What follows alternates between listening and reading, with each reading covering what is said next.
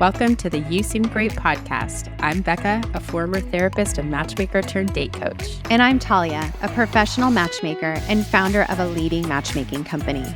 Together, we have helped hundreds of singles find love. We're here to share our expert tips and tricks to help you find and keep love too. Hi, everyone.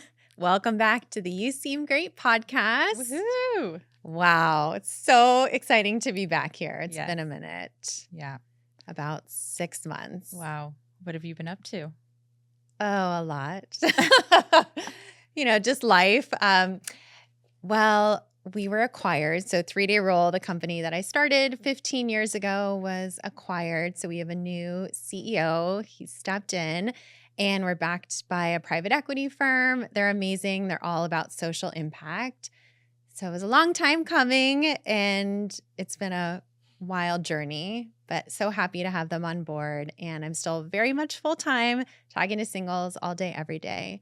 So all good things, but it's been pretty busy over the last 6 months. Yeah, that's so exciting. What changes, if at all, are you noticing with the new CEO? So to be honest, I felt a little bit stuck over the last few years. Like we're making progress, but slow progress. So the new CEO has been great because now we're pushing forward in a fast way, which is really exciting.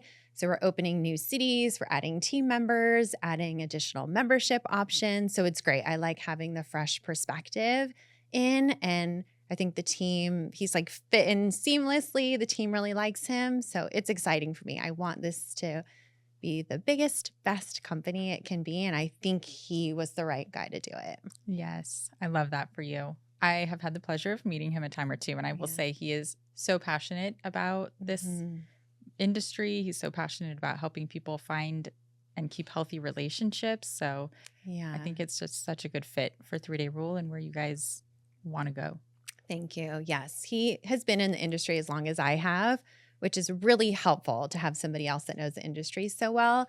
And he's all about relationship wellness. So helping people before, during, and after, like when they're already into a relationship. So the whole journey. So good. Yay. Happy So changes. yes, so exciting. Good. How are you doing and what do you feel comfortable sharing about the last 6 months? My last 6 months have changed my life.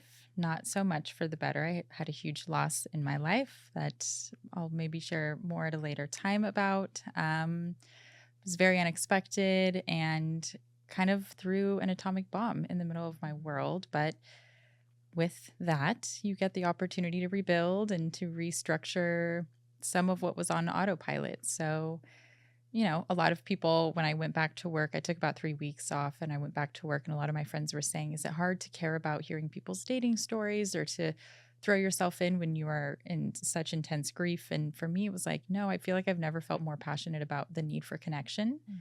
It's like having people around me that I loved, having my husband, who's just such a safe person for me. And, this person that I lost was the core of my family. And so I'm restructuring who family is to me, and having connection through friends, through you, through, my sisters, my mom. Everything has been so crucial to making it through this time. So I feel like I view connection a little differently. I view the need for it a little bit differently. And that has given me some passion in what I do in a different way than I expected. So it's been a transformative 6 months, not one that I would have ever asked for, but unfortunately that's life. You don't ask for everything you get, and you have to make the best of it. So, but yeah, so I feel like a little bit of a new person than when I was the last time we recorded this podcast, but hopefully those new insights bring new knowledge to people and help other people find their connections and their family. But I'm curious, what is your big takeaway? Like, what are you helping them with that is so different? Like, what is it about the connection? I think for me, it's like you get to this phase of life, which almost all of my clients are in, with the exception of clients who are a little bit older, but where you have to reorient and decide who your next version of family is going to be and who you're going to create that with. And there's dating is hard. There's so many mixed messages about like be flexible with your preferences or have high standards and don't falter for it or whatever it is. Like we just hear so much about what we should be looking for in a partner. And ultimately, I realize like you just need to feel so good with that person and feel like you can rely on that person. Not in every single way. That person can't be everything, but to feel like I had my husband, Max, to step in such a huge way that I maybe had never let him before because I still had my family of origin very much involved in my day-to-day life. Is like a new level of closeness I feel to him. And so I feel this new passion for like how important it is to really find the right partner. And even if you aren't someone who wants the traditional route of marriage, kids, whatever, I think you have to at least identify what you want your next phase of family to look like, because that keeps you tethered to what's important, you know, to any bits of joy when you're having a hard time, any bits of peace when you're having a hard time. So I think I'm just more passionate about helping people find that. And I care a lot less about what package it comes in, or I'm untethered to the do's and don'ts and like the rules. And I'm more about like really find what feels good to you and find a way to pursue that wholeheartedly. I love that. Yeah. Yeah, you always hear people say like, the most important decision you'll ever make in your life is who your partner is. Yeah. And it's in those tough times where you really see that. Yeah, 100%. And it's hard to know fully how someone will respond in those tough times because, you know, I had never been hit with a loss like this in my life. So there's no way to know how I'll respond, how my husband responds. But because there was the foundation there, it was easier to navigate together. And so, yeah, I'm just passionate about helping people connect and then maintain that connection. So it's like the new CEO, Adam. It's like, it's not just about meeting the person. It's what you do after you meet them as well. This feels like home. Yes. So good to see you again and to be with you and to do this podcast. Yeah. Back and better than ever. Yes. We've learned from our mistakes. We've learned from our awkward moments. We've grown. Yeah, we are. Yeah. It's like another marriage. Yes, exactly. I love it. So while you were going through all of that, the world was also going to shit over the last 6 months. Yes. And a lot has changed. So number one, the thing that I hear the most is the dating app failure. Yeah. That something happened over the last 6 months and they're worse. And all day, every day, my job is to talk to singles. So every single person coming in is saying the exact same thing. So I have to, that's not a focus group of one. It's a focus group of thousands and thousands of single people saying that they're awful now and they're deleting them. So that's one less way that you can meet someone because so few people are hanging out on the apps. So we're not really meeting at work anymore. We're not meeting on the app. So now we have to find different ways through being in the wild and matchmaking. Also, the economy is a little rough right now. Yeah. Politics, economy, everything is shifting. Whether you enjoy it or you don't, change is change. Right. And it's going to cause some turmoil or some readjusting, for the collective us and also for us as individuals and what that looks like for our life. People are reevaluating where they place their finances, what they do with their free time, how they approach work, travel, lifestyle. I think that's created a lot of shift in clients. Yes, like a lot of unease, fear, uncertainty. Yeah. Yeah. And we had the fires here in Los Angeles. Yes, that was a really big, horrifying moment that we're still rebuilding from. So I feel like there's just a huge wave of change happening. Exactly. And I notice sometimes if I'm feeling uneasy, I'll go back and try to figure out, okay, why am I feeling this way? And then I can usually pinpoint, okay, well, 2 days ago, this person said this thing to me. And so that's why I'm feeling okay. And it gives me a sense of relief. But recently, it's hard to pinpoint why you feel down and you just feel like you're in the muck. And I think it's just life. It's just whatever's happening now. So if you are not feeling 100% and you can't pinpoint why, it's probably just what's going on out there in the universe. So give yourself some grace. It's okay that you're not showing up every day perfectly perfect, But you still should be moving forward with your goals, even if you're not feeling 100%. Yeah, absolutely. I couldn't agree more. And one thing I did learn, I'm learning on my grief journey, is like I will force myself towards artificial pockets of joy whenever I have the opportunity to.